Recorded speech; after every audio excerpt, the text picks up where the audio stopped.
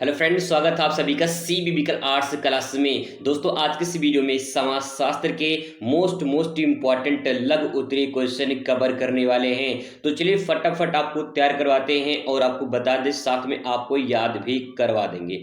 ठीक है, एक बार फास्ट रिवीजन कर लीजिए। ये क्वेश्चन आप तैयार कर लीजिए, यहीं से आपके पेपर में देखने को मिलेगा। चलिए शुरुआत करते हैं। उससे पहले आपको बता दें कि पिछली वीडियो में हम लोगों ने कुछ इंपॉर्टेंट क्वेश्चन पर नजर डाले थे। आज की इस वीडियो में हम लोग कुछ और इंपॉर्टेंट क्वेश्चन पर नजर डालेंगे और उसको अच्छे से तैयार कर लेंगे। ठीक है, तो हम लोग क्वेश्चन यहां से शुरुआत करने वाले हैं क्वेश्चन नंबर 21 से।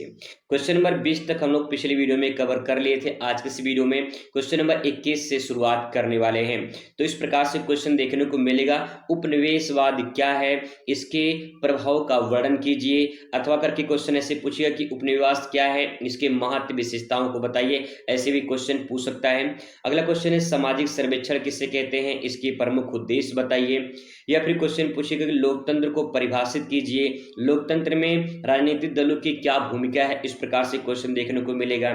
फिर इसके बाद जैसे पर्यावरण आंदोलन से आप क्या समझते हैं, चर्चा कीजिए।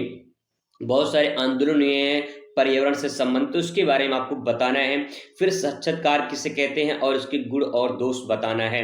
ठीक है, तो पहले 25 मतलब कि 1 से 21 से लेकर 25 तक क्वेश्चन देखते हैं, फिर कहानी को आगे बढ़ाएंगे। तो चलिए अब इसका उत्तर कैसे लिखेंगे। उपनिवेशवाद क्या है, इसके प्रभाव के बारे में बताना है। तो सबसे पहले अपनी कॉपी में आप उपनिवेशवाद जो है हेडिंग डालेंगे और लिखने की शुरुआत करेंगे।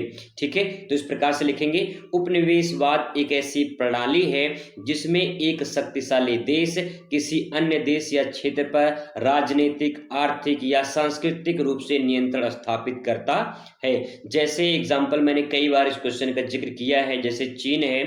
चीन का कब्जा जो है, चीन का कब्जा तिब्बत पर है। तो तिब्बत पर जो भी चीन का कब्जा है, उसके पूरी तरह से जो है सांस्कृतिक, राजनीतिक, आर्थिक यानी जो भी संसाधन है उन सब का उपयोग कौन करता है, चीन करता है, क्योंकि चीन का कब्जा तिब्बत पर है। इसका मतलब ये है कि जब एक शक्तिशाली देश किसी छोटे देश को अपने में मिला ले या फिर जो अब उस पर कब्जा कर ले या उसके संसाधनों को पूरी तरह से उपयोग करे, तो इस प्रक्रिया को उपनिवेशवाद कहा जाता है। भारत भी कभी उपनिवेशवाद हुआ करता था क्योंकि भारत ब्रिटिश का गुलाम था।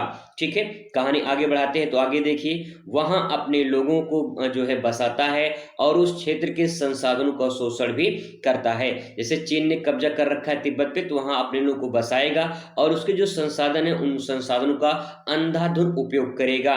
इस प्रक्रिया में जो है उपनिवेशवाद देश अपने लाभ के अधीनस्थ देश की संपत्ति और श्रम बाजारों का उपयोग करते हैं। कहने का मतलब ये है कि जो देश कब्जा कर लेते हैं उसी के अधीन जो है काम करना पड़ता है। तो इस प्रकार से तो बात होगी उपनिवेशवाद के बारे में। अब इसके बाद प्रभाव के बारे में बात करेंगे। तो प्रभाव क्या होता है वो समझना है। तो देखिए प्रभाव के बारे में, आर्थिक शोषण क्या होता है, आर्थिक शोषण होता है। जैसे उपनिवेशवादी शक्तियां जो है उस देश के अधीन होती हैं और प्राकृतिक शक्तियों का अत्यधिक दोहन करती हैं, जिससे स्थानीय अर्थव्यवस्था कमजोर हो जाती है। कहने का मतलब ये है कि आर्थिक शोषण यानी जो शक्तिशाली देश है वो छोटे देश पर जब कब्जा कर लेगा तो उसके जो भी संसाधन है उसका उपयोग करेगा और जितना भी उसका जो है बेनिफिट मिलेगा वो कौन लेगा, जो कब्जा कर रखा है। सिंपल। ठीक है, तो इसके बारे में आप इसे आराम से लिख सकते हैं। हेडिंग समझ जाएंगे तो कुछ ना कुछ अपने सेंटेंस जो है बनाकर भी लिख सकते हैं। अगला पॉइंट है सांस्कृतिक दमन। सांस्कृतिक दमन की बात करें दोस्तों, यहाँ पे तो स्थानीय भाषाओं, परंपराओं और धर्मों को दबाया जाता है। उपनिवेशवादी संस्कृति को थोपने का प्रयास किया जाता है। कहने का मतलब ये है कि जैसे चीन है ना, तो जैसा चीन चाहेगा, जिस प्रकार से जो भी अपनी भाषा, परंपरा, संस्कृति, धर्म को अपनाना चाहेगा, वैसे तिब्बत के वासियों को करना पड़ेगा, क्योंकि वो मजबूर हैं और कब्जे में है किसके, चाइना के।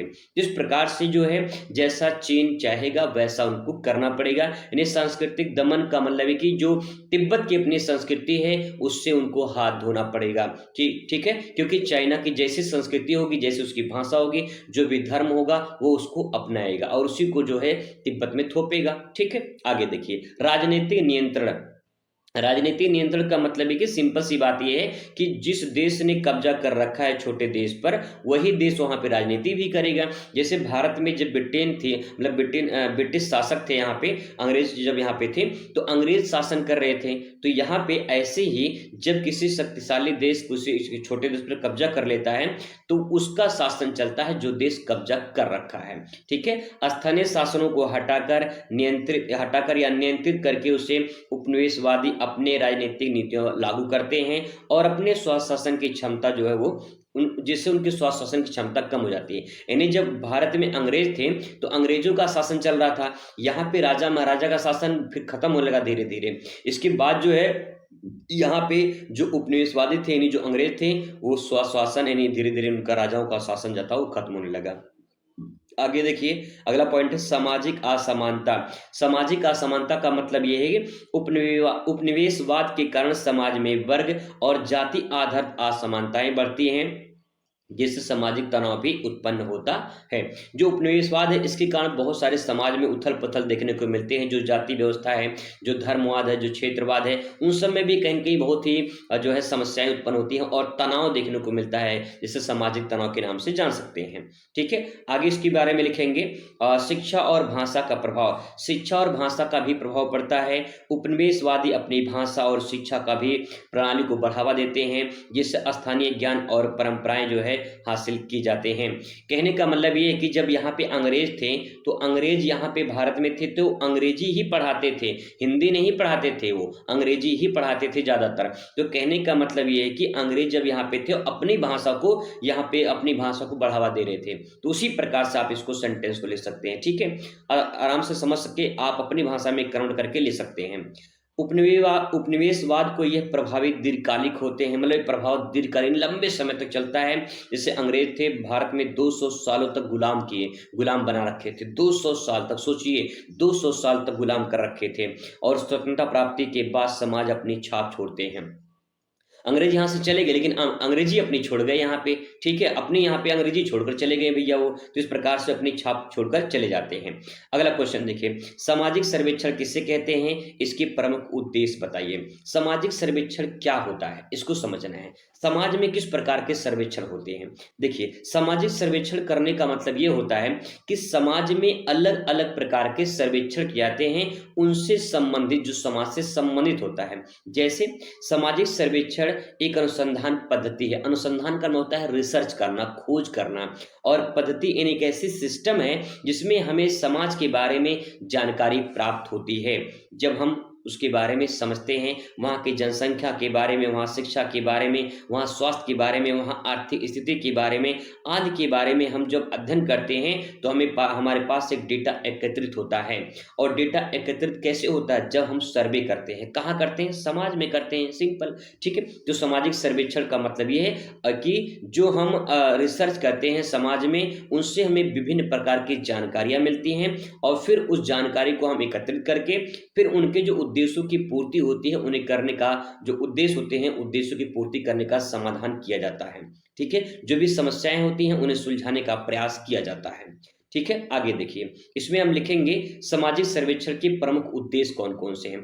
तो सामाजिक सर्वेक्षण के अगर उद्देश्य की बात करें तो यहाँ पे देखिए, समाज की संरचना का अध्ययन। समाज की संरचना का अध्ययन का मतलब क्या है, जनसंख्या, लिंग, आयु, जाति, धर्म आदि के आधार पर समाज की संरचना को समझा जाता है।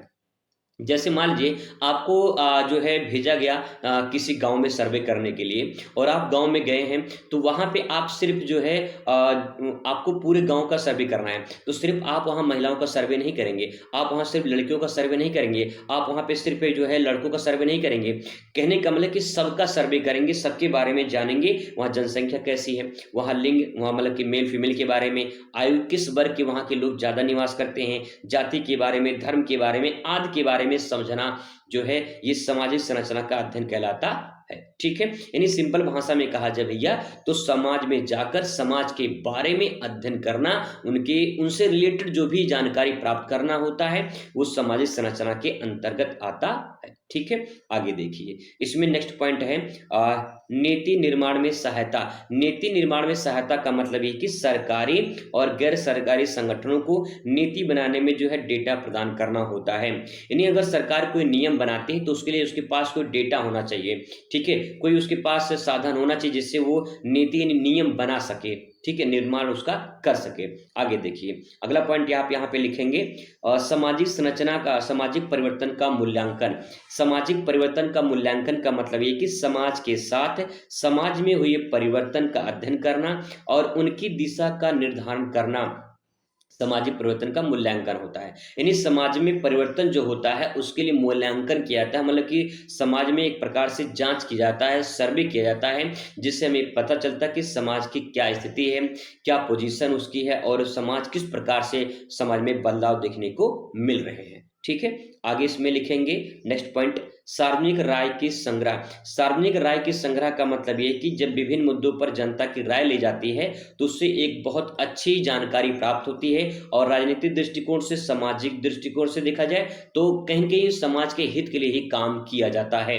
ठीक है, तो ये पॉइंट आप इसमें ले सकते हैं। इसके बाद जो है यहाँ लिखेंगे, सामाजिक सर्वेक्षण के माध्यम से प्राप्त जानकारी समाज के विकास के और सुधारने के लिए महत्वपूर्ण होती है। कुल मिला जुला के जो ये लाइन लिखा गया है यही कमाल की लाइन है। और बस इतना समझ जाइए कि समाज में सर्वेक्षण इसलिए किया जाता है कि समाज की स्थिति के बारे में जान सके और समाज की जो समस्याएं हैं उसको दूर किया जा सके। ठीक है, इसलिए किया जाता है। आगे नेक्स्ट पॉइंट, अगला प्रश्न आपके सामने है, लोकतंत्र को परिभाषित कीजिए। लोकतंत्र में राजनीतिक दलों की क्या भूमिका है ये हमें बताना है। ठीक है, तो डेमोक्रेसी क्या होती है, लोकतंत्र क्या होता है। तो लोकतंत्र एक ऐसी प्रणाली है, एक ऐसी शासन प्रणाली है जिसमें सत्ता का अंतिम स्रोत जनता होती है। कहने का मतलब क्या है, कहने का मतलब है कि भैया जनता जो होती है ना, जनता जब शासन शासन शासन यानी सरकार बनाए, ठीक है, शासन यानी सरकार बनाए तो इस प्रक्रिया को लोकतंत्र कहा जाता है। ठीक है, जब जनता अपने सरकार खुद बनाती है, सरकार चुनती है तो उसे लोकतंत्र कहा जाता है। भारत एक लोकतंत्र देश है, यहाँ पे जनता के द्वारा सरकार चुनी जाती है। ठीक है, इस प्रणाली में नागरिकों को अपने प्रतिनिधियों का चयन करने का अधिकार होता है और उनके हितों का प्रतिनिधित्व करते हैं और नीतियां बनाते हैं। यानी जनता ने जिस सरकार को बनाया है उस सरकार का फर्ज बनता है कि अपने जनता के हित के लिए काम करे और जनता के लिए नियम बनाए ताकि कोई भी दिक्कत, समस्या, परेशानी ना हो पाए। ठीक है, तो लोकतंत्र के बारे में थोड़ा सा ले सकते हैं। एक पॉइंट और यहाँ पे ले सकते हैं, अब्राहम लिंकन ने बड़ी खूबसूरत परिभाषा दिया है कि उन्होंने कहा है कि जनता का, ठीक है, उन्होंने कहा है जनता का जनता के लिए, जनता का जनता के लिए, जनता के लिए, जनता के द्वारा, ठीक है, जनता के द्वारा चुना गया सरकार लोकतंत्र कहलाता। बहुत ही कमाल की परिभाषा अब्राहम लिंकन ने दिया है दोस्तों, आप इसे जरूर लिखिएगा, परफेक्ट पूरा नंबर मिलेगा, एग्जामिनर खुश होकर नंबर देगा क्योंकि आप कुछ और एक्स्ट्रा अलग कर रहे हैं। ठीक है, तो जनता का जनता के लिए, जनता के द्वारा चुना गया सरकार लोकतंत्र कहलाता है, ये अब्राहम लिंकन ने कहा है। ठीक है, लिख सकते हैं। इसके बाद आगे यहाँ पे हेडिंग डालेंगे और लिखेंगे, लोकतंत्र में राजनीतिक दलों की क्या भूमिका है। यानी जो लोकतंत्र है उसमें जो राजनीतिक दल हैं, यानी जो पार्टियां हैं जैसे बीजेपी, कांग्रेस, सपा, बसपा, आप पार्टी, ये सब जो पार्टियां हैं इनका लोकतंत्र में क्या योगदान है ये हमें समझना है। ठीक है, तो अब सबसे पहला प्रतिनिधित्व। प्रतिनिधित्व का मतलब क्या होता है, देखिए, राजनीतिक दल जनता के विभिन्न वर्गों के विचारों के हितों के प्रतिनिधित्व करती है। प्रतिनिधित्व का मतलब कि जनता जो है, सरकार उनके जो है, जो सरकार होती है, ठीक है, सरकार उनके लिए काम करती है और जनता सरकार के लिए जो है सरकार बनाती है। तो प्रतिनिधित्व का मतलब हो गया यहाँ पे कि सरकार जनता के लिए, जनता सरकार के लिए खड़ी रहती है, वो प्रतिनिधित्व एक दूसरे का करते हैं। ठीक है, आगे नीति निर्माण करने में सहायक होता है। जो राजनीतिक दल होते हैं वो नीति निर्माण करते हैं, नीति का मतलब नियम बनाते हैं। ठीक है, नियम बनाने का काम करते हैं। दल अपने विचारधारा के आधार पर नीतियां और कार्यक्रम तैयार करते हैं जो चुनाव में प्रस्तुत किए जाते हैं। ठीक है, इस प्रकार से इसमें ले सकते हैं। आगे इसमें लिखेंगे, जनता और सरकार के बीच सेतु। ठीक है, जनता और सरकार के बीच सेतु का मतलब क्या है, राजनीतिक दल जनता की समस्या और आवश्यकताओं को सरकार तक पहुंचाते हैं और जो सरकारी नीतियां होती हैं जो है जनता तक पहुंचाते हैं। कहने का मतलब ये है कि जैसे किसी ने पार्टी ने जीत कर सरकार बना लिया तो जो विपक्षी पार्टी होती है, जो जनता होती है, ठीक है, वो बीच में सेतु का काम करती है। सेतु का मतलब यहाँ पे है कि एक पुल बना देते हैं, यहाँ पे पुल बना देते हैं, ठीक है। अब ये जो पुल है ना, ये पुल है, ये मान लेते हैं पुल है, ठीक है, ये पुल है। अब देखिए जनता यहाँ पे है, सरकार यहाँ पे है। अब क्या किया यहाँ पे, जनता ने सरकार तो बना दिया, लेकिन सरकार जनता की बातें सुनेगा या नहीं सुनेगा, ये कैसे जो है तय होगा। तो उसके लिए जो विपक्षी पार्टी होती है, वो विपक्षी पार्टी एक पुल का काम करती है और उस पुल से जनता की आवाज सरकार तक पहुंचाती है, ठीक है। छोटा सा फ्लो चार्ट भी बना सकते हैं, बेहतरीन नंबर मिलेगा, कुछ अलग आंसर आपका रहेगा। कितनी कमाल की चीजें देखिए मैं बता रहा हूं आपको, अगर समझ जाएंगे तो परफेक्ट नंबर लेकर आएंगे, परफेक्ट तरीके से आपको अच्छा नंबर मिलेगा, ठीक है। जनता तक जो है बातें पहुंचाने का ये पुल का काम करते हैं कौन, राजनीतिक दल, जो विपक्षी पार्टी होती है, ठीक है। तो ये फ्लो चार्ट समझ सकते हैं। तो यहाँ जनता और सरकार में सेतु के बीच का मतलब जो राजनीतिक दल होते हैं, जो विपक्षी पार्टी होती है, वो जनता और सरकार के बीच में उनकी समस्याओं, जो आवश्यकताएं होती हैं, उनको पहुंचाने का काम करता है, ठीक है। और फिर उनके जो लिए जो बातें होती है उनको पूरा किया जाता है, जो भी समस्या होती है उनको पूरा किया जाता है।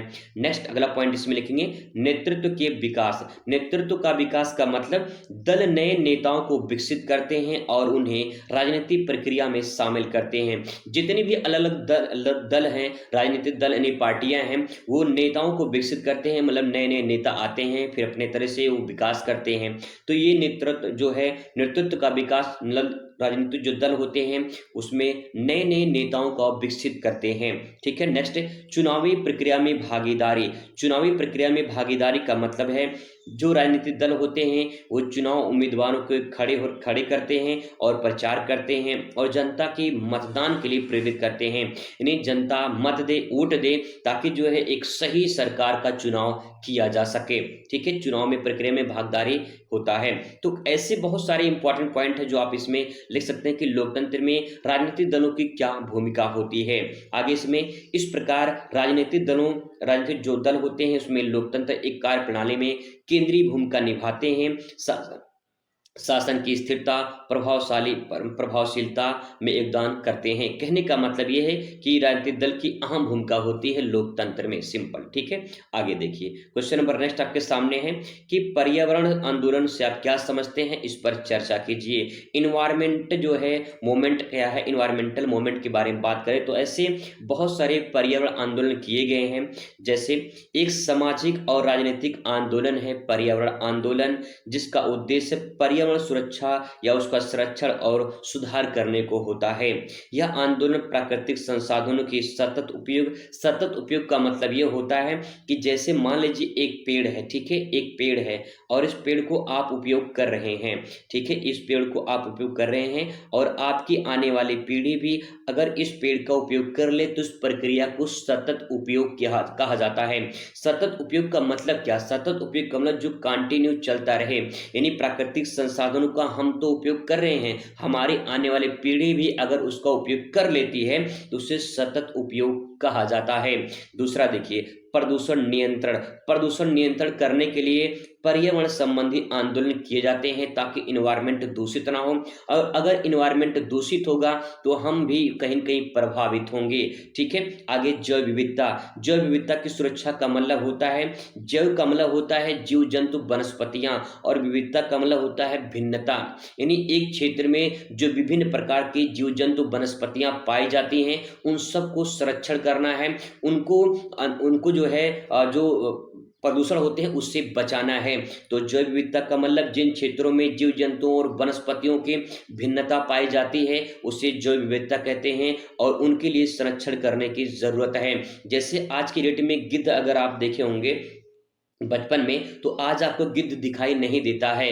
क्यों? क्योंकि गिद्ध विलुप्त होने की पूरी तरह से कगार पे है। कहीं कहीं आपको चिड़ियाघर में वगैरह में देखने को मिल जाएगा, नहीं तो गिद्ध पूरी तरह से खत्म हो गए हैं। तो ऐसे अन्य प्रजाति खत्म ना हो जाएं, इसके लिए जो है उनको सुरक्षा प्रदान करना चाहिए और उसी के लिए पर्यावरण आंदोलन किया जाता है, ठीक है। आगे देखिए, और पर्यावरण न्याय और जैसे मुद्दों पर केंद्रित होता है। यानी कहने का मतलब ये है कि जो है पर्यावरण को न्याय मिले, एनवायरनमेंट हमारा दूषित ना हो, उसके लिए पर्यावरण आंदोलन किए जाते हैं। मैंने बहुत ही सिंपल आसान शब्दों में एक-एक शब्द का मतलब बताया दोस्तों, ताकि आप इसे समझ पाएँ आसानी से। रट्टा नहीं मारना है, चीज़ों को केवल समझना है। अगर आपको ऐसा कोई समझाएगा तो कमेंट करके मुझे ज़रूर बताइएगा। बहुत कम ही लोग होंगे जो आपको एक-एक शब्द का मतलब बताएँगे। ठीक है? चलिए, आई होप आपको समझ में आया होगा। हम बात करते हैं अगले प्रश्न मतलब अगला पॉइंट पर। पर्यावरण आंदोलन के प्रमुख पहलू क्या हैं? तो आइए इनके पहलू के बारे में जानते हैं, समझते हैं। पहला पॉइंट है जागरूकता फैलाना। आखिर पर्यावरण आंदोलन क्यों किया जाता है? उसके पीछे क्या कारण है? उसके पहलू कौन-कौन से हैं? तो पहला जनता जागरूक फैलाना, मतलब जागरूकता को फैलाना है, जनता जाने समझे, ताकि जो है एनवायरनमेंट को सभी लोग जो है बचा सकें। जनता को पर्यावरण समस्याओं और उनके प्रभावों के बारे में शिक्षित करना, उन्हें बताना कि कैसे हमारा एनवायरनमेंट दूषित हो रहा है और कैसे उसका असर हमारे ऊपर ही पड़ रहा है। तो उस समस्याओं को निपटने के लिए पर्यावरण आंदोलन किए जाते हैं। ठीक है? आगे देखिए। दूसरा पॉइंट है जो है नीति निर्माण की मांग। नीति निर्माण की मांग का मतलब है कि सरकार से ये मांग की जाती है कि पर्यावरण पे कोई ऐसा नियम लगाया जाए जिससे हमारा जो एनवायरनमेंट है वो दूषित ना हो, ठीक है? उसका संरक्षण किया जा सके। तो सरकार और उद्योगों से पर्यावरण नीतियों में सुधार की मांग करना और प्रदूषण नियंत्रण के लिए कानून बनाना, वन संरक्षण आदि की मांग के लिए नीति निर्माण का जो है प्रक्रिया की जाती है। तो ये दूसरा पॉइंट हो जाएगा। तीसरा पॉइंट आपके सामने सतत विकास का समर्थन। मैंने अभी आपको पेड़ का एग्जांपल दिया, उसी को ध्यान रखिएगा। ऐसे विकास मॉडल को बढ़ावा देना जो पर्यावरण को नुकसान ना पहुंचाए और बिना आर्थिक और सामाजिक प्रगति को सुनिश्चित करे। कहने का मतलब जैसे सौर ऊर्जा आपने सुना होगा, सौर ऊर्जा, ठीक है? सौर ऊर्जा आपने सुना होगा और सौर ऊर्जा अब धीरे-धीरे गाँव में भी विकसित हो रहा है। शहर में तो लग ही रहा है, गाँव में धीरे-धीरे भी लोग लगवा रहे हैं सौर ऊर्जा। तो सौर ऊर्जा से एनवायरनमेंट दूषित नहीं होता है और उससे कहीं न कहीं उसे संरक्षण भी मिलता है। तो इस प्रकार से ऐसी ऊर्जा या ऐसी जो है उद्योग को बढ़ावा देना जो पर्यावरण जो है दूषित ना हो, उससे कहीं न कहीं नुकसान ना पहुँचे एनवायरनमेंट को, ठीक है? आगे इसमें लिखेंगे सक्रिय विरोध। सक्रिय विरोध का मतलब कि पर्यावरण को नुकसान पहुँचाने वाली गतिविधियों जैसे वन कटाई, खनन, औद्योगिक प्रदूषण आदि के खिलाफ विरोध प्रदर्शन और अभियानों का आयोजन करने के लिए पर्यावरण आंदोलन किए जाते हैं। ठीक है? तो आई होप दोस्तों आपको ये समझ में आ चुका होगा ऊपर वाला पॉइंट। आगे बढ़ते हैं। क्वेश्चन नेक्स्ट है कि साक्षात्कार से आप क्या समझते हैं? इंटरव्यू क्या होता है? तो देखिए, इंटरव्यू साक्षात्कार एक ऐसी प्रक्रिया है जिसमें 2 या 2 से अधिक व्यक्ति किसी विशिष्ट उद्देश्य के लिए आमने-सामने बातचीत करते हैं। जैसे महसूस करिए कि आप मेरे सामने बैठे हैं, मैं आपके सामने बैठा हूँ और महसूस करिए कि मैं आपसे कुछ सवाल पूछ रहा हूँ। जैसे अगर मैं आपसे पूछूँ कि ये बताइए कि जो है भारत का जो है क्षेत्रफल कितना है? तो आप जो बताएँगे, जो जवाब देंगे, उस जवाब को हम जो बातचीत में कन्वर्ट कर रहे हैं, उसी को साक्षात्कार कहते हैं। साक्षात्कार मतलब साक्षात आपके सामने वो बैठकर आपसे कुछ पूछा जा रहा है। जैसे कहते हैं ना कि भगवान साक्षात दर्शन दिए हैं, तो साक्षात का मतलब क्या खुद भगवान आए हैं। ऐसे ही जो व्यक्ति आपके सामने बैठकर साक्षात यानी आपके सामने बैठकर वो सवाल कर रहा है और पूछ रहा है कि बताइए इस प्रश्न का उत्तर क्या होगा, इस प्रक्रिया को साक्षात्कार कहा जाता है। आपने अपने स्कूल में वाइवा दिया होगा और वाइवा में एक टीचर आते हैं और वो सवाल करते हैं, ठीक है? तो जो सवाल करते हैं उसी को साक्षात्कार कहा जाता है। इसमें 2 या 2 व्यक्ति जो है बैठते हैं और विशेष उद्देश्य आमने-सामने बैठकर बातचीत करते हैं, यानी इंटरव्यू होता है, ठीक है? इसका मुख्य उद्देश्य क्या है? इसका मुख्य उद्देश्य होता है सूचनाओं को संग्रह करना, यानी सूचना जो होते हैं उनको एकत्रित करने के लिए, व्यक्ति की योग्यता का मूल्यांकन करने के लिए। अगर आपसे कोई पूछता है कुछ कि आप कितना पढ़े लिखे हैं, आपकी उम्र क्या है, आप कहाँ के रहने वाले हैं, अगर आपके बारे में जानकारी प्राप्त करता है तो इसका मतलब ये है कि आपकी योग्यता के बारे में, आपके बारे में वो जानना चाहता है, ठीक है? इस प्रक्रिया को भी इंटरव्यू कह सकते हैं। या किसी विशेष विषय पर जो है गहन समझ प्राप्त करना, ये सब भी इंटरव्यू के अंतर्गत आता है। सिंपल भाषा में कहा जाए तो बस आप इतना समझिए कि आपके सामने कोई टीचर या कोई भी व्यक्ति अगर बैठकर आपसे वार्तालाप करता है, आपसे कुछ सवाल करता है, आप उसका जवाब देते हैं, इस प्रक्रिया को साक्षात्कार इंटरव्यू कहा जाता है। ठीक है, अब इसके गुण क्या है, इन्हें इसकी विशेषता क्या है, अगर ध्यान रखिएगा, अगर आपसे विशेषता पूछ लेगा तो उसकी विशेषता, उसकी जो क्वालिटी है वही उसकी विशेषता है।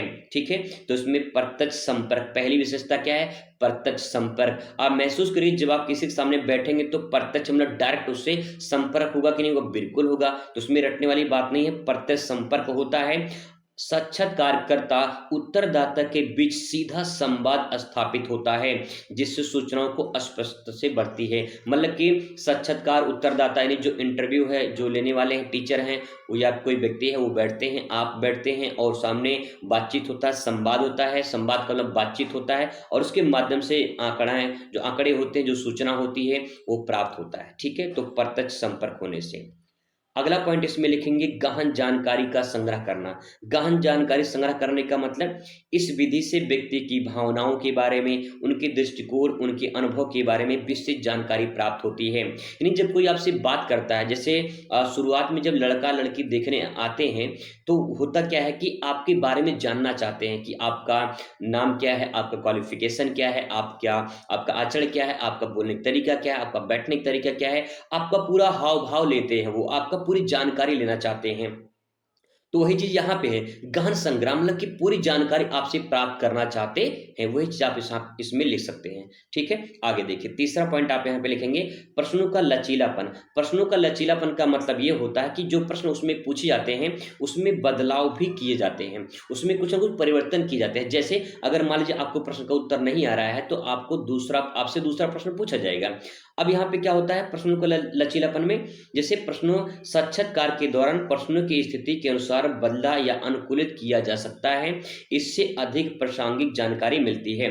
यानी अगर मान लो आपको प्रश्न का उत्तर नहीं आ रहा है तो दूसरा प्रश्न पूछा जा सकता है, उससे आपको सही जानकारी जो है मिल जाती है। ठीक है, तो इसलिए लचीलापन होता है। आगे देखिए, इसमें नेक्स्ट पॉइंट लिखेंगे गैर मौखिक संकेतों का अवलोकन करना। गैर मौखिक संकेतों का अवलोकन का मतलब बातचीत के दौरान उत्तरदाता शरीर के हाव भाव, चेहरे का हाव भाव अध्ययन किया जाता है और इसके अतिरिक्त संदर्भ वो प्रदान करते हैं। कहने का मतलब ये है कि मैंने वही बताया आपको कि अगर लड़का लड़की देखने जाते हैं जब, तो अगर लड़की वाले से बात करते हैं, लड़की से बात करते हैं, तो उस लड़की का बोलने का तरीका, उसका हाव भाव, बैठने, चेहरे का, वो सब कुछ देखते हैं, ताकि जो है कहीं ये तो ना पता चले भैया कि बोलने में कमजोर है या गूंगी बहरी है या फिर और कुछ दिक्कत है। तो अब ऐसे ही होता है, तो यहाँ पे शरीर का हाव भाव, उसके चेहरे का भाव, सब कुछ देखते हैं। ठीक है, तो ये सब क्या है, ये भी एक तरह से गैर मौखिक संकेतों का अवलोकन। मतलब आप जैसे बैठे हैं तो आप डर रहे हैं, घबरा रहे हैं, क्या कर रहे हैं, उसके हाव भाव से पता चलता है कि वो इंसान क्या कर रहा है।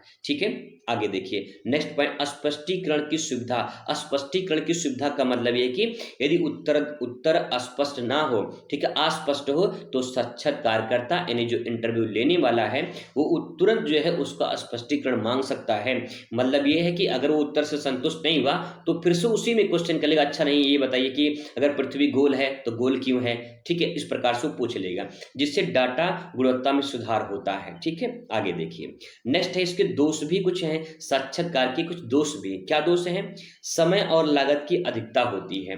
इसमें समय लगता है भाई, एक व्यक्ति का अगर इंटरव्यू लेंगे तो उसे 50 लोग लाइन में खड़े हैं, कितने लोग का इंटरव्यू लिया जाएगा, तो टाइम भी लगेगा उससे और जो है लागत भी लगेगी उससे। ठीक है, तो व्यक्तिगत साक्षात्कार से अधिक समय और संसाधनों की आवश्यकता होती है, जिसमें विशेषकर नमूना जो है एक आकार आप मतलब दे सकते हैं कि ज्यादा समय लगता है, ज्यादा पैसा लगता है, सिंपल। ठीक है, इतना ध्यान रखेंगे। आगे यहाँ पे नेक्स्ट है पक्षपात की संभावना। जैसे मान लो कोई किसी का परिचय का निकल गया, वहां पे इंटरव्यू ले रहे हैं और क्या करेंगे, उनको नंबर देना है, तो अगर मान लो कि 50 नंबर का है तो उसमें 50 में 50 दे देंगे या 50 में 45 दे देंगे या 50 में 40 दे देंगे। लेकिन अगर कोई जो है किसी से नफरत करता है तो उसे 20 नंबर, उसे 25 नंबर या उसे 30 नंबर इतना दे देंगे। तो यहाँ पक्षपात की भावना भी हो सकती है। ठीक है, आगे साक्षात्कार का प्रभाव।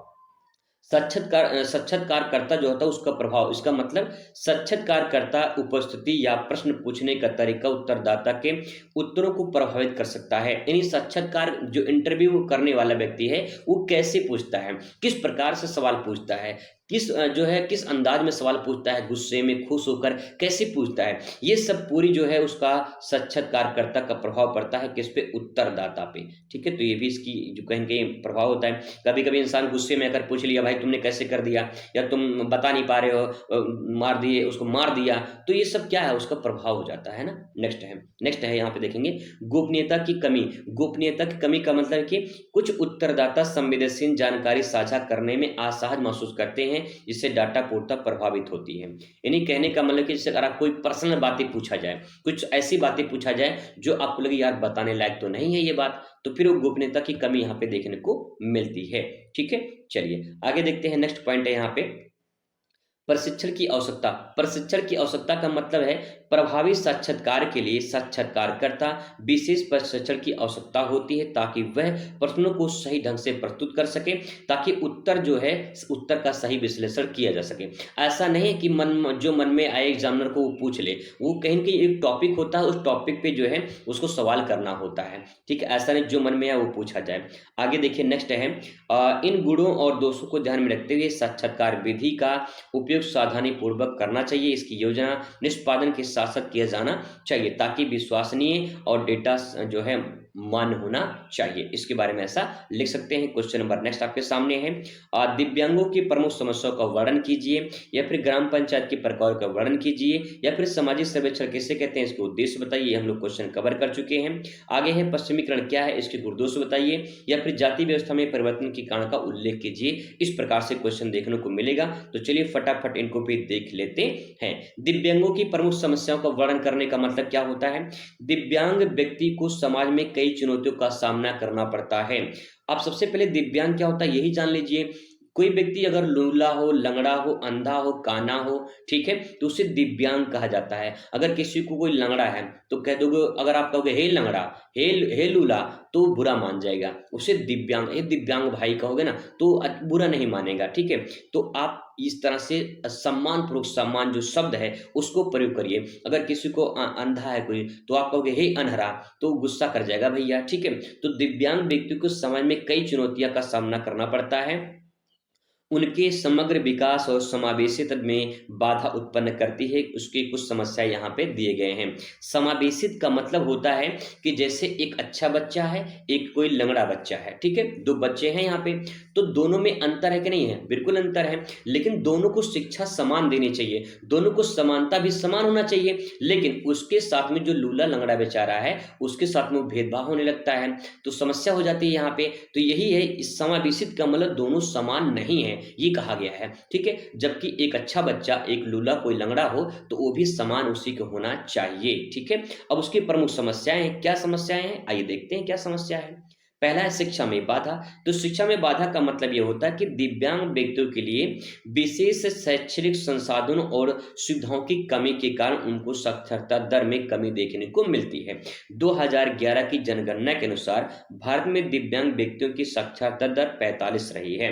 उनके शैक्षिक विकास में बाधा उत्पन्न होती है। तो पहला पॉइंट ध्यान रखेंगे। पहला पॉइंट है, अगर कोई विकलांग है तो उसको पढ़ने में समस्या होती है। मान लो कोई अंधा व्यक्ति है, अंधा बच्चा है, वो पढ़ना चाहता है तो समस्या है कि नहीं, बहुत बड़ी समस्या है भैया। ठीक है, हालांकि अंधे व्यक्ति पढ़ते हैं ऐसी बात नहीं है, लेकिन समस्या है कि नहीं, बहुत बड़ी समस्या है। आगे देखिए, रोजगार के अवसरों में कमी। रोजगार के अवसरों में कमी का मतलब क्या है, अगर मान लो कहीं फिटनेस की जरूरत है तो वहां पे लूले लंगड़े अंधों को लिया जाएगा, नहीं लिया जाएगा। जो फिटनेस जिसके सही उसको लिया जाएगा।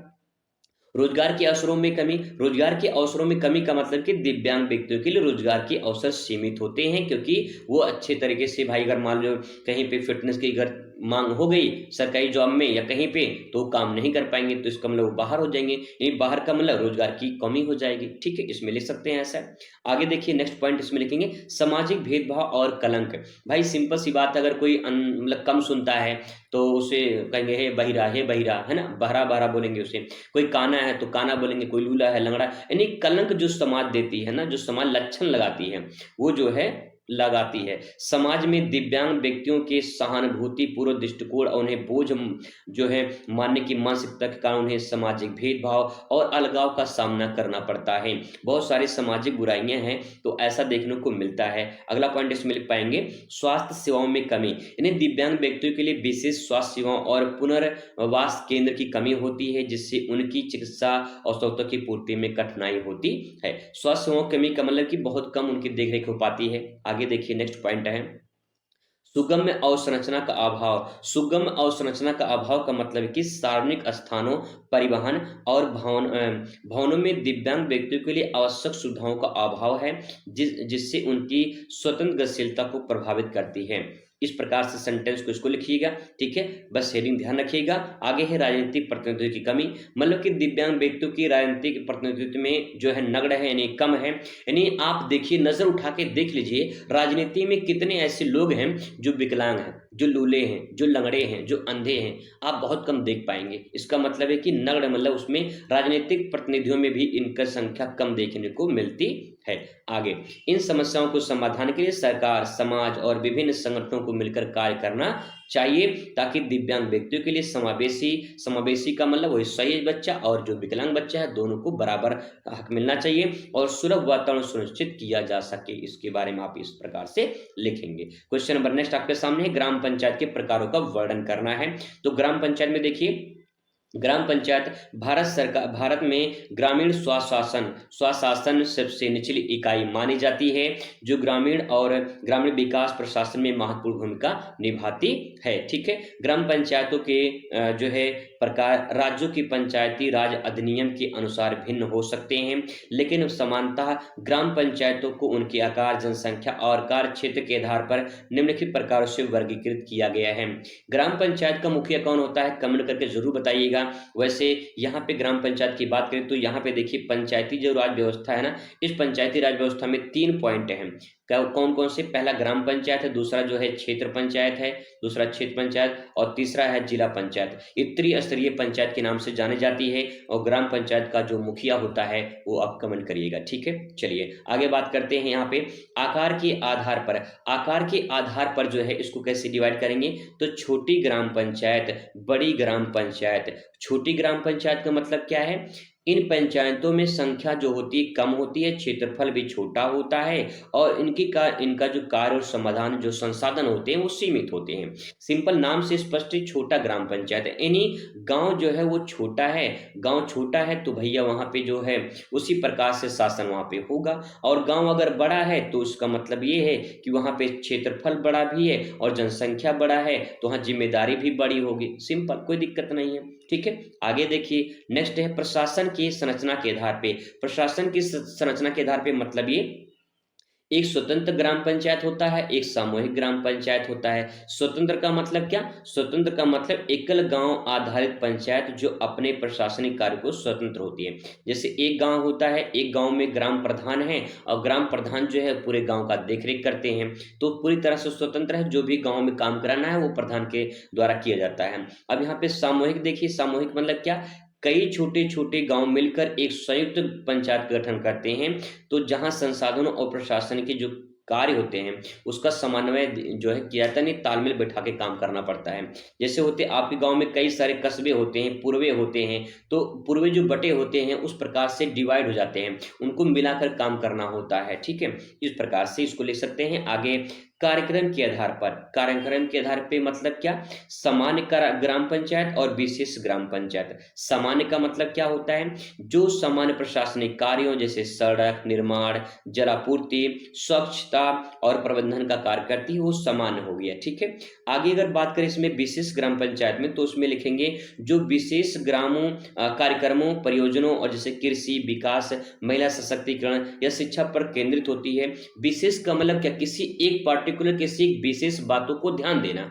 ठीक है, जैसे यहाँ पे मान लो कोई महिला सशक्तिकरण की बात हो रही है, यानी महिलाओं की किसी प्रकार से मजबूत बनाना है, उनको सक्षम बनाना है, वो खुद अपने आप में सक्षम हो, इस प्रकार से, ठीक है। या फिर कृषि विकास करना है तो कोई विशेष क्षेत्र हुआ कि नहीं हुआ, बिल्कुल हुआ।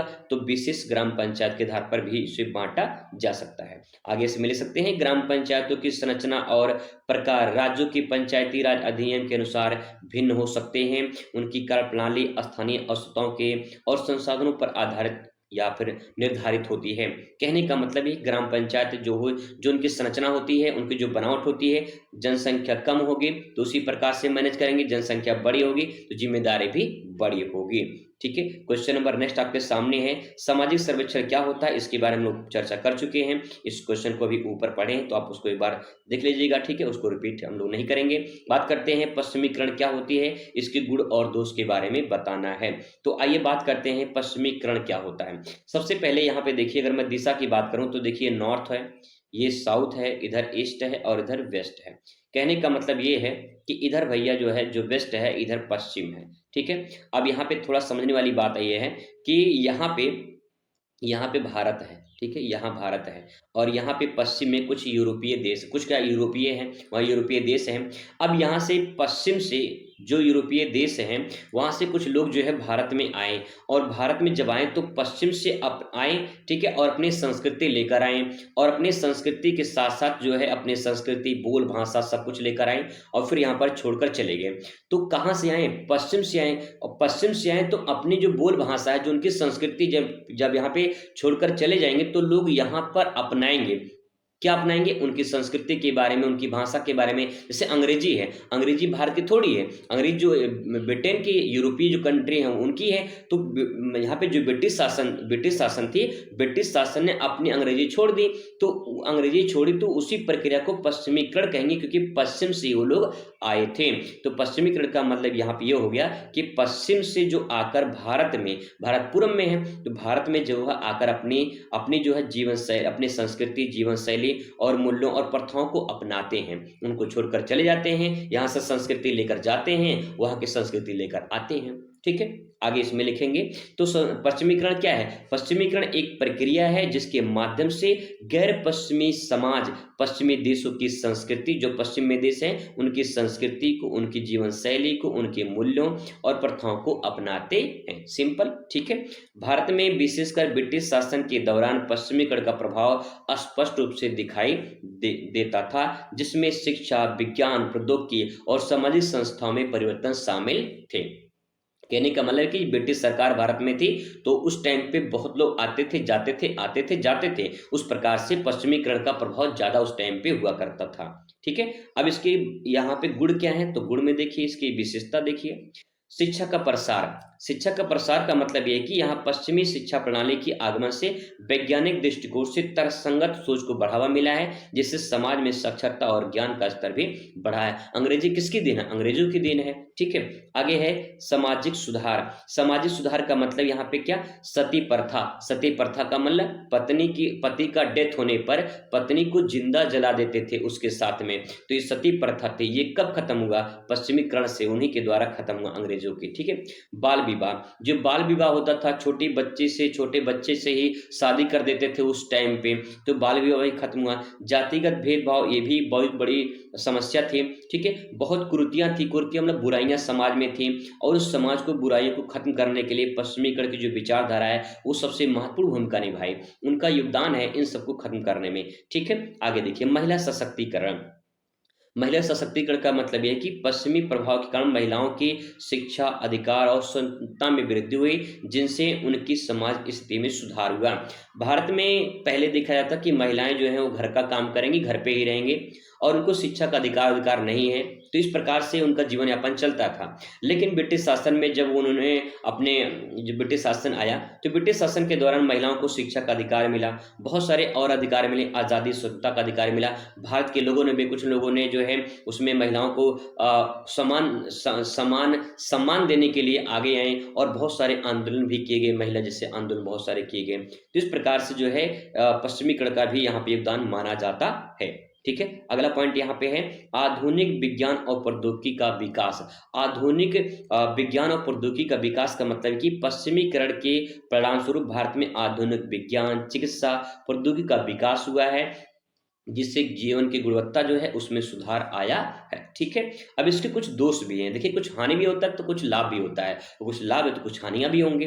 बस जो है संस्कृति है उसका क्षरण हुआ, यानी जब पश्चिमी संस्कृति आई तो भारत की संस्कृति धीरे धीरे खत्म होने लगी। जैसे पारंपरिक भारतीय मूल्यों, यानी जो रीति रिवाज थे, उनके रीति रिवाज, जो भाषाएं थी, जैसे हिंदी, लोग जो है अंग्रेजी का ज्यादा प्रचलन चढ़ गया। अब लोग सोचते हैं कि अंग्रेजी नहीं बोलेंगे तो दिक्कत हो जाएगी, समाज में इज्जत नहीं रहेगी। ऐसा कुछ नहीं है भैया। ठीक है, सांस्कृतिक जो है पहचान संकट उत्पन्न हो गया, बहुत सारी जो समस्याएं उत्पन्न हो गई। यानी सिंपल भाषा में कहा जाए तो पश्चिमीकरण आने से भारत की संस्कृति का क्षरण हुआ है, यानी कम हुआ है, ह्रास हुआ है। ठीक है, आगे देखिए नेक्स्ट पॉइंट, भौतिकवाद का बढ़ावा। भौतिकवाद का बढ़ावा का मतलब यह है कि पश्चिमीकरण में भौतिकवाद दृष्टिकोण से बढ़ावा मिला है। इसमें समाज में उपभोक्तावाद और नैतिक मूल्यों को भी गिरावट आई है। सिंपल सी भाषा में अगर इसको लिखना चाहते हैं तो बस आप इतना लिख सकते हैं, भौतिकवाद का बढ़ावा का मतलब जो प्राकृतिक संसाधन है उनका उपयोग का बढ़ावा मिला है यहाँ पे। नेक्स्ट है सामाजिक असमानता। सामाजिक असमानता का मतलब पश्चिमीकरण के कारण आर्थिक असमानताएं बढ़ी हैं, यानी अमीर और अमीर हो रहा है, गरीब और गरीब हो रहा है। तो ये भी एक तरह से देखा जा रहा है, सामाजिक असमानता। पर्यावरण प्रभाव, औद्योगिकरण का विकास हुआ है, शहरीकरण का विकास हुआ है और विभिन्न प्रकार के इससे समस्याएं उत्पन्न हुई हैं। जैसे पर्यावरण समस्या सबसे बड़ी समस्या, प्रदूषण समस्या, ये सब जो समस्याएं हैं जिसके कारण ये पश्चिमीकरण का ही एक कारण माना जाता है। ठीक है, आगे यहाँ पे इस प्रकार पश्चिमीकरण ने भारतीय समाज में अनेक सकारात्मक और परिवर्तन लाए हैं। इसके साथ ही नकारात्मक प्रभाव भी उत्पन्न हुए हैं और जिनका संतुलन जो है आवश्यक है। मतलब कि पश्चिमीकरण अगर आती है तो अच्छी बात है, लेकिन उसका तालमेल बिठा के चलना जरूरी होता है। क्वेश्चन नंबर नेक्स्ट आपके सामने है, जाति व्यवस्था में परिवर्तन के कारणों का उल्लेख कीजिए। जाति व्यवस्था क्या है और उसके कारण क्या परिवर्तन होते हैं, ये हमें देखना है। तो देखिए, भारतीय समाज में जाति व्यवस्था एक प्राचीन सामाजिक संरचना है, लेकिन समय के साथ साथ में कई महत्वपूर्ण परिवर्तन आए हैं। इन्हें जो जाति व्यवस्था, इसमें परिवर्तन होता है, बदलाव होता है। कैसे, क्या बदलाव होता है, आइए देखते हैं।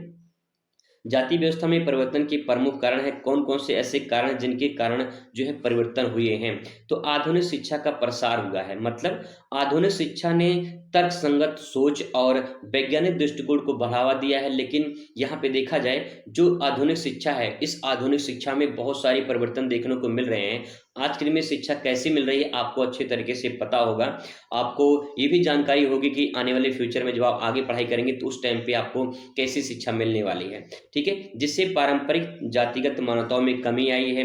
पहले क्या होता था, उच्च वर्ग को ही शिक्षा ग्रहण करने का मौका मिलता था, जो निम्न जातियां थी उनको शिक्षा ग्रहण करने का मौका नहीं दिया जाता था। तो इस प्रकार से आधुनिक शिक्षा आने से सभी लोग समान रूप से शिक्षा ग्रहण कर सकते हैं। शिक्षा के माध्यम से लोग समानता, स्वतंत्रता और बंधुत्व के मूल्य को अपनाने लगे, जिससे व्यक्तिगत भेदभाव में कमी आई थी, मतलब आई। ठीक है, इस प्रकार से उसको लिखेंगे। नेक्स्ट पॉइंट इसमें लिखेंगे, औद्योगिकरण और शहरीकरण। इसका मतलब ये है, औद्योगिकरण के कारण उत्पादन में पारंपरिक तरीकों में बदलाव आया है। यानी जो प्राचीन काल से जो है चरखे से सूत काटने वाला जो काम होता था, और उसको जो है परिवर्तन आया और फिर इसके बाद मशीनों से काम होने लगा। मशीनों का उपयोग बढ़ा और पारंपरिक जातिगत जो व्यवसाय थी उसके महत्व कम होने लगे। इससे नए रोजगार के अवसर उपलब्ध हुए और जो है लोग शहर की तरफ जो है भागने लगे, क्योंकि शहरों में ज्यादा रोजगार मिलने शुरू हो गए। तो इसको आप इस प्रकार से लिख सकते हैं। ठीक है, आगे यहाँ पे है सामाजिक आंदोलन का प्रभाव। सामाजिक आंदोलन का प्रभाव का मतलब ये है, डॉक्टर भीमराव अंबेडकर जैसे समाज सुधारक के नेतृत्व में हुई आंदोलन ने जातिगत को भेदभाव के खिलाफ कई सारे जागरूकता जो है अभियान शुरू किए थे।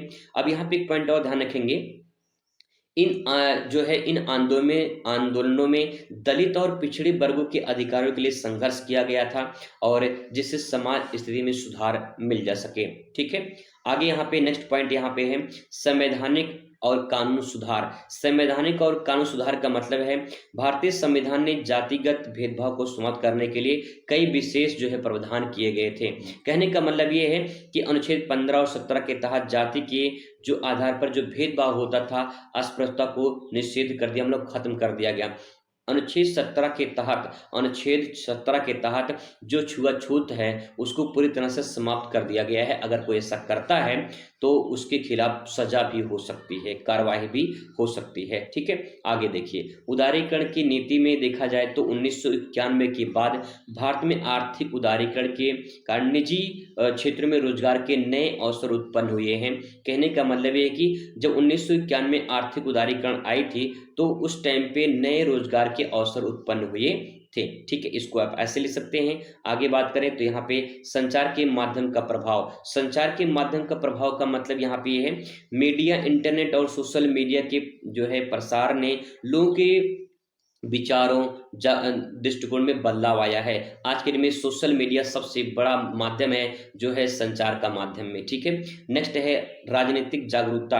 राजनीतिक जागरूकता का मतलब ये है कि आरक्षण नीति राजनीतिक प्रतिनिधियों के पिछड़े वर्गों में राजनीतिक जागरूकता को बढ़ावा मिला है। इससे अपने अधिकारों के प्रति सचेत हुए हैं और सामाजिक आर्थिक विकास में सक्रिय भागीदारी जो है वो उनको मिलने लगी है। ठीक है दोस्तों, आगे देखते हैं 31 नंबर क्वेश्चन आपके सामने यहाँ पे है, भारत में प्रमुख कृषक आंदोलन का संक्षिप्त वर्णन कीजिए। या पूछ सकता है भारतीय प्रजातंत्र पर संक्षिप्त टिप्पणी लिखिए, या फिर पूछेगा भारतीय समाज पर धर्म के महत्व की विवेचना कीजिए, भारत में जनजातियों के वर्गीकरण का किस प्रकार किया गया है, नारी आंदोलन पर समाज पर क्या प्रभाव पड़ा है स्पष्ट कीजिए। इस प्रकार से 5 क्वेश्चन और इंपॉर्टेंट कवर करते हैं। तो चलिए शुरुआत करते हैं, इसमें भी देखते हैं। यहाँ पे है भारत में प्रमुख कृषक आंदोलन का संक्षिप्त वर्णन कीजिए, ऐसे हेडिंग बना लेंगे और उसके बारे में लिखेंगे। भारत में कृषक आंदोलनों का एक लंबा इतिहास रहा है जहां किसानों ने अपनी समस्याओं और अधिकारों के लिए संघर्ष किया है। इसके प्रमुख जो है कृषक आंदोलन नीचे दिए गए हैं। बात करें यहाँ पे, पहला है चंपारण सत्याग्रह आंदोलन की। तो देखिए, महात्मा गांधी के नेतृत्व में बिहार के चंपारण जिले में यह आंदोलन नील की खेती करने वाले किसानों के शोषण के खिलाफ हुआ था। इसमें हुआ क्या था कि नील की खेती करने वाले किसानों ने आंदोलन किया था और गांधी जी इसमें सबसे बड़ा योगदान निभाए थे। गांधी जी की पहली सफल सत्याग्रह आंदोलन थी ये। इस आंदोलन के परिणाम स्वरूप किसानों को उनकी स्थिति में सुधार हुआ और गांधी जी की नेतृत्व में पहला सफल सत्याग्रह आंदोलन था। आपको बता दें कि गांधी जी को इसी आंदोलन के सफल होने के कारण रविन्द्रनाथ टैगोर जी ने इन्हें महात्मा कहा था, तो इसीलिए इनका नाम हो गया महात्मा गांधी। ठीक है, आगे बात करें तो यहाँ पे नेक्स्ट है खेड़ा सत्याग्रह आंदोलन। खेड़ा सत्याग्रह आंदोलन की बात करते यहाँ पे देखिए, गुजरात के खेड़ा जिले में फसल खराब होने के बावजूद भी किसानों से कर वसूली की जा रही थी। यानी फसल खराब हो गया, अंग्रेज उस टाइम पे जो है फसल खराब होने के बावजूद भी जो है कर वसूल रहे थे, जिससे गांधी जी के नेतृत्व में एक फिर से खेड़ा में आंदोलन किया गया और किसानों को जो है कर ना देने का आंदोलन किया, जिसके परिणाम स्वरूप सरकार को जो है उससे उनको राहत मिली। ठीक है, ऐसे ही एक तेभागा आंदोलन था। तेभागा आंदोलन 1946-47 की बात है। तेभागा आंदोलन बंगाल में जो है बटाईदार किसानों ने अपनी जो है उपज 2/3 हिस्सा रखने की मांग की थी। इस आंदोलन के परिणाम स्वरूप बटाईदार की स्थिति में जो है सुधार हुआ था। तेभागा आंदोलन जो है बंगाल से संबंधित है, ये ध्यान रखेंगे।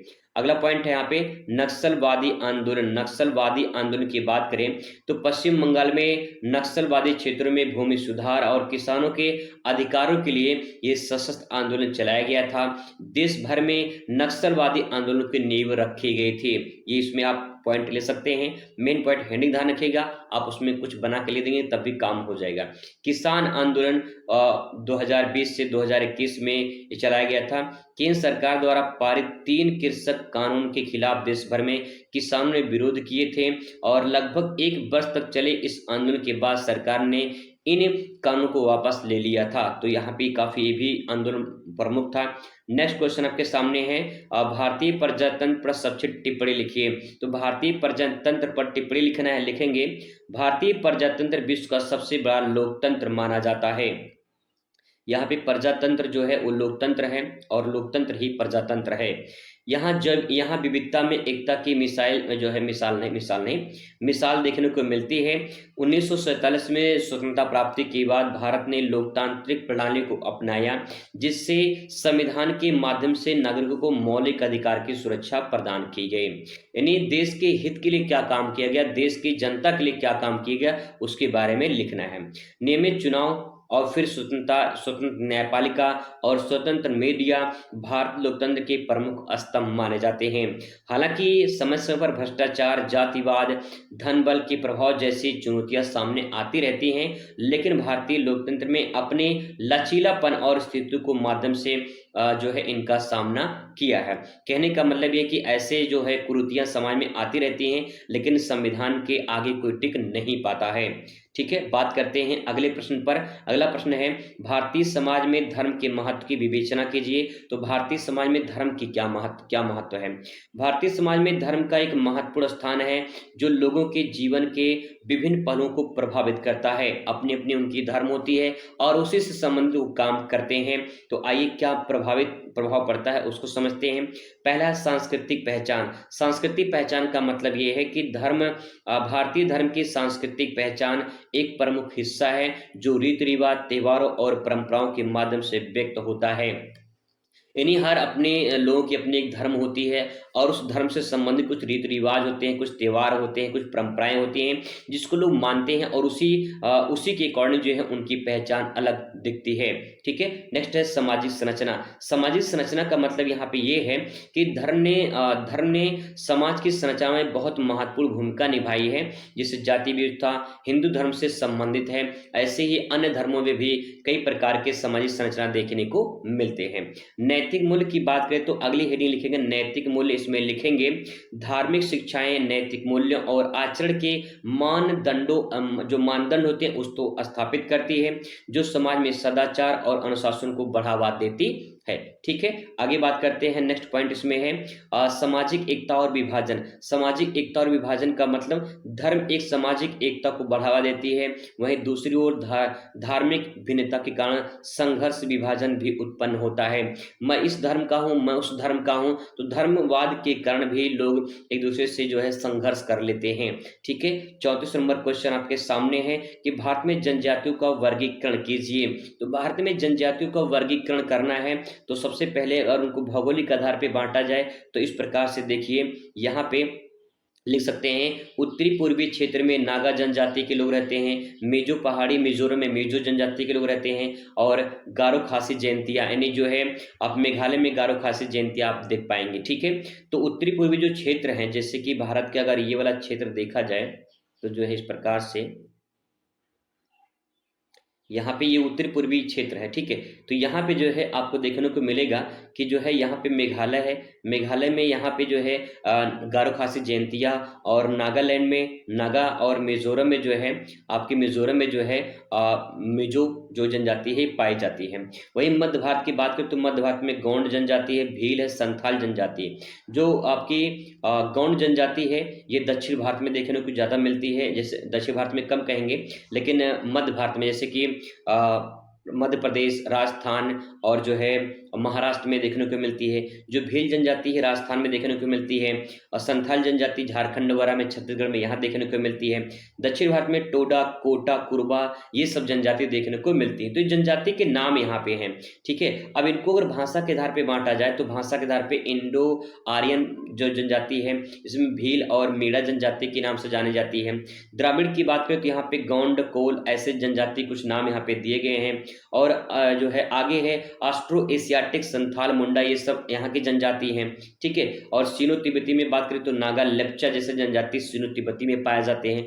तो कुछ जनजातियों के नाम है जो अलग अलग क्षेत्रों में, अलग देशों में, अलग अलग राज्यों में पाए जाते हैं। ठीक है, आगे है जो है नस्लीय आधार पर। नस्लीय आधार का मतलब निग्रोटो जनजाति है वो अंडमान के क्षेत्रों में पाई जाती है, अंडमान की जनजाति है। और प्रोटो ऑस्ट्रेलाइड की बात करें तो भील, गौंड जो है इसकी जनजाति है, इसकी नस्ल है। और मंगोलाइड की बात करें तो नीगो और नागा और मेजो जो जनजाति है वो इनकी जो है मंगोलाइड नस्ल की जाति के माने जाते हैं। ठीक है, तो इस प्रकार से जो है आप इसे देख सकते हैं। क्वेश्चन नंबर नेक्स्ट बात करते हैं, 35 नंबर क्वेश्चन आपके सामने है।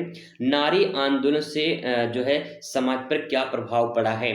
तो नारी आंदोलन से समाज पर क्या प्रभाव है? तो देखिए, पहला है कानून अधिकार, जो कानूनी अधिकार है उनको मिलना चाहिए, जैसे दहेज निषेध अधिनियम, घरेलू हिंसा अधिनियम, कार्यस्थल पर उत्पीड़न के खिलाफ कानून जैसे महत्वपूर्ण जो कानून सुधार हुए हैं, इसके लिए जो है यहाँ पे उनको कानून अधिकार मिलना चाहिए। शिक्षा और रोजगार, इसका मतलब ये है कि महिलाओं को शिक्षा और रोजगार के अवसरों में वृद्धि हुई है अब यहाँ पे, जिससे वो आत्मनिर्भर बने हैं। ठीक है, इसके बारे में आप यहाँ पे लिख सकते हैं। आगे है सामाजिक जागरूकता। सामाजिक जागरूकता का मतलब ये है कि लिंग समानता, महिला अधिकार और लिंग भेदभाव के खिलाफ जागरूकता बढ़ी है, जिससे महिलाओं को भी सम्मान मिला है। नेक्स्ट है राजनीतिक भागीदारी। महिलाओं की राजनीतिक भागीदारी में वृद्धि हुई है, जिससे वे नीति निर्माण में जो है सक्रिय भूमिका निभा रही हैं। और आप जान पाएंगे कि जो है दिल्ली में जो नई मुख्यमंत्री बनी हैं वो आप कमेंट करके बताइएगा, रेखा गुप्ता जो है नए सीएम महिला मुख्यमंत्री बनी है। ठीक है, तो इस प्रकार से जो है ये क्वेश्चन है। आगे बात करेंगे 36 नंबर क्वेश्चन से अगली वीडियो में। Thanks for watching.